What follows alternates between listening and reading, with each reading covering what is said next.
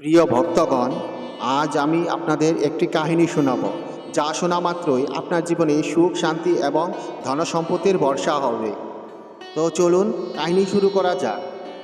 এক সময়কার কথা, যখন মহাদেব মা পার্বতীকে বলেছিলেন, মানুষ যদি এই 4টি লক্ষণ ছেড়ে দেয় তাহলে সে তার যে কোনো লক্ষ্য পূরণ করতে পারে। তখন মা পার্বতী বললেন, হে প্রাণনাথ, এই 4টি লক্ষণ কি? তখন মহাদেব বললেন, হে দেবী, আজকে আমি পৃথিবী গিয়ে এক সাধুরূপে নিয়ে ভক্তকে এই 4টি লক্ষণ সম্বন্ধে বলবো। আজ আপনি এটা মন দিয়ে দেখবেন এবং শুনবেন। আপনি যদি এই কাহিনী শুনছেন তো সবটা শুনুন। এই কাহিনী অর্ধ সম্পূর্ণ রেখে যাবেন না, কারণ এই পবিত্র কাহিনীটিকে অর্ধ অসম্পূর্ণ রেখে গেলে আপনার পাপ লাগতে পারে। তাই এই কাহিনী সম্পূর্ণ শুনুন। আর আপনি যদি ভগবান শিবের ভক্ত হন তাহলে ভগবান শিবকে কখনোই অসম্মান করবেন না। একবার ভগবান শিবরূপী সাধুর কাছে একজন ভক্ত এসেছিল। সে বলল, মহাত্মা, আপনি সব সময় বলেন ধ্যান করতে, কিন্তু আমি ধ্যান তো দূরের কথা, 1 মিনিটও চোখ বন্ধ করে বসতে পারি না। আমার মন এতই অশান্ত যে সবসময় বিচলিত হয়ে থাকে। আমি যখনই ধ্যান করতে বসি, নানা চিন্তার ঝড় আমার মনের মধ্যে হতে থাকে।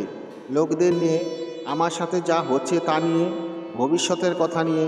আর এরকমই অদ্ভুত ভাবনা বারবার আমার মনে উদয় হয়।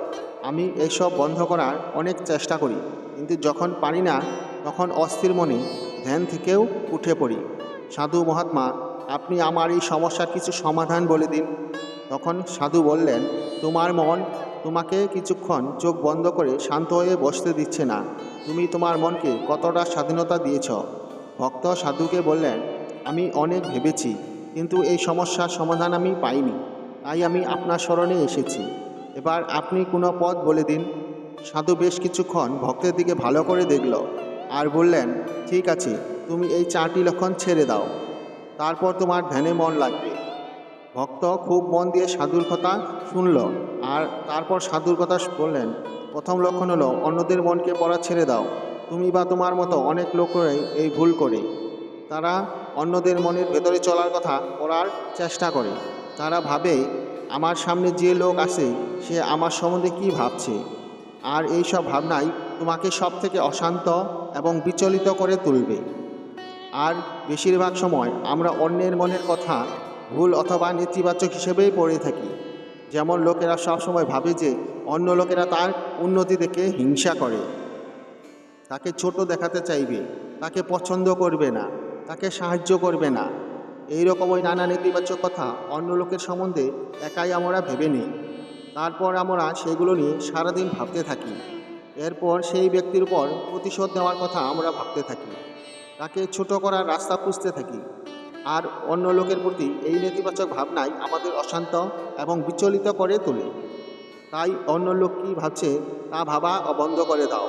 অন্যরা কী ভাবছে সেই সম্বন্ধে বিচার করা ছেড়ে দাও। যদি পড়তেই হয় তাহলে নিজের মনকে পড়ার চেষ্টা করো। দ্বিতীয় লক্ষণ হলো এটা ভাবা যে আমি অসফল হলে লোক হাসবে। তোমার অসফলতায় লোকদের হাসতে দাও। হাসা তো লোকেদেরই কাজ, কিন্তু যদি সফল হতে তাহলে এই লোকেরাই তোমার প্রশংসা করত, তোমাকে সম্মান দিত, তোমার উপর গর্বিত হতো। যদি তুমি সফলতার পর অন্যদের থেকেও প্রশংসা শুনতে চাও তাহলে নিজের অসফলতায় অন্যদের হাসি দেখে দুঃখ পাওয়ার দরকার নেই। আর আমাদের সমস্যা এটাই যে আমরা অসফলতাকে খারাপ মনে করি, কিন্তু অসফলতা সফলের পর থেকেও প্রয়োজনীয়। কারণ অসফল না হয়ে পাওয়া সফলতা মানুষের মনের মধ্যে অহংকারকে জন্ম দেয় আর অন্যদের ছোট ভাবার অনুভূতি জাগ্রত করে। আর অসফলতা আমাদের বিনম্র হওয়ার শেখায়, ধৈর্য রাখা এবং নিয়মিত প্রচেষ্টা করা শেখায়। তাই অসফলতাকে খারাপ ভাবা উচিত নয়। আর যদি তোমার কাছে অসফলতা হওয়ার ভয় না থাকে তাহলে এটা বুঝে নিতে হবে তুমি তোমার লক্ষ্যকে তোমার শক্তির তুলনায় ছোট বানিয়েছ। যদি তোমার উপর লোকরা হাসাহাসি না করে, তোমাকে টিটকারি না করে, তোমাকে নিয়ে খারাপ না বলে, তাহলে তুমি ভেবে নেবে তুমি ভেতর থেকে মৃত। নিজের কর্ম থেকে বেরিয়ে কিছু নতুন করার চেষ্টা করছো না।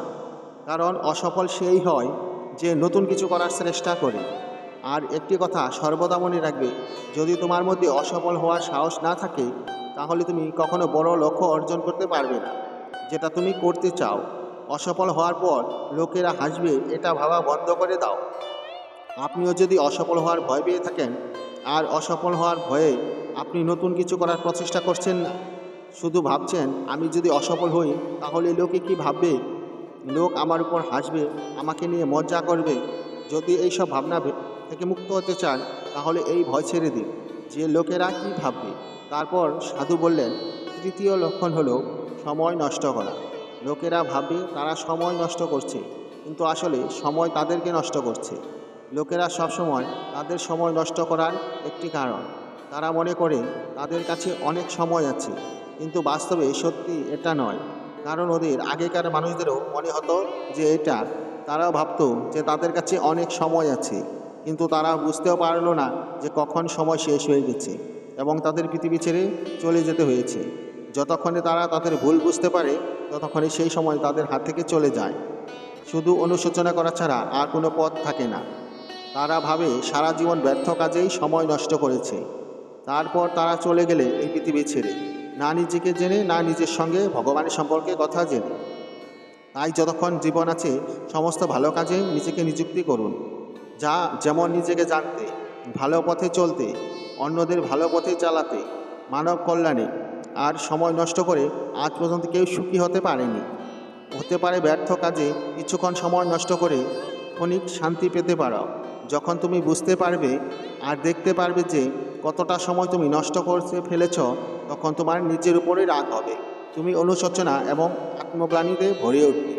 আর এই অনুশোচনা এবং আত্মগ্লানি তোমার মধ্যে দুশ্চিন্তার বিস্তার করবে আর তুমি অশান্ত হয়ে পড়বে।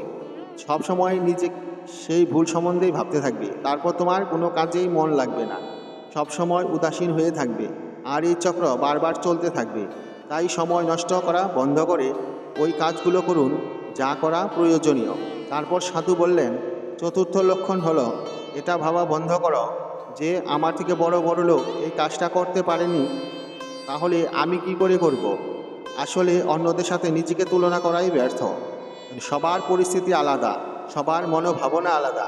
কি হয়েছে, অন্য কেউ করতে পারেনি তো হতে পারে তুমি সেটা করতে পারো। আর অনেক সময় তারা ইতিবাচক আলোচনা করে যাদের দেখে মনে হয় তারা কিছু করতে পারবে না। হতে পারে যাকে তুমি বড় ভাবছ সে অনেক পরিশ্রম করেছে, অনেক চেষ্টা করেছে ভাবছ, কিন্তু বাস্তবে সে হয়তো চেষ্টাই করেনি। হতে পারে সে পরিশ্রম করার নাটক করেছে। কারণ অনেক সময় লোকেরা এতটা পরিশ্রম করে না যতটা নিজের লক্ষ্য প্রাপ্ত করার জন্য করা উচিত। তারাই অন্যদের সামনে এটা শেখানোর চেষ্টা করে যে আমি অনেক চেষ্টা করেছি, অনেক পরিশ্রম করেছি, আমার ভাগ্যই খারাপ ছিল তাই ওই কাজে সফল হতে পারিনি। এরাই সেই লোক যারা অন্য লোকদের বলে যে আমি এত পরিশ্রম করার পরেও সফল হতে পারিনি, তাহলে তুমি কীভাবে হতে পারবে। কিন্তু তারাও মনে মনে জানে যে তারা অতটা পরিশ্রম করেনি যতটা প্রয়োজন ছিল। এই কথাগুলো তারা অন্যদের সামনে নিজের সম্মান বাড়ানোর জন্য, এছাড়া তারা যাতে তার থেকে এগিয়ে যেতে না পারে তার জন্য সেই তার অর্ধেক পরিশ্রমের কাহিনী বাড়িয়ে বাড়িয়ে বলতে থাকে আর অন্যদের ভয় দেখাতে থাকে যে যখন আমি করতে পারিনি তাহলে তুমি কিভাবে করতে পারবে। তাই যে কোনো অসফল লোককে দেখে এটা ভাবা বন্ধ করে দাও যে তুমি অসফল হয়ে যাবে। তুমি শুধু তোমার শ্রেষ্ঠ প্রয়াস করো, বাকি সব কিছু সময়ের উপর ছেড়ে দাও। তারপর সাধু বললেন, যদি তুমি এই 4টি লক্ষণ ছেড়ে দাও তাহলে তোমার মন একদম শান্ত হয়ে যাবে। তারপর তুমি যেখানে চাইবে তোমার মন সেখানেই লাগাতে পারবে। এতটা বলার পর সাধু মহাত্মা মৌন হয়ে গেলেন। ভক্ত বুঝে গেলেন যে এবার তার কি করা উচিত। সে মনে মনে এই 4টি লক্ষণ ছাড়া সিদ্ধান্ত নিয়ে নেয় আর সাধু মহাত্মাকে ধন্যবাদ বলে সেখান থেকে চলে যায়। তারপর ভগবান শিব কৈলাস পর্বতে প্রস্থান করলেন। এই ভিডিওটি বলার সময় কোনো ভুল হয়ে থাকলে আমি ক্ষমা প্রার্থী। আশা করব আপনাদের এই ভিডিওটি ভালো লেগেছে। আপনি যদি ভগবান শিবের সত্যিকারের ভক্ত হন তাহলে চ্যানেলটি সাবস্ক্রাইব এবং ভিডিওটি লাইক করে কমেন্টে হর হর মহাদেব অবশ্যই লিখবেন। আপনারা সবাই ভালো থাকবেন।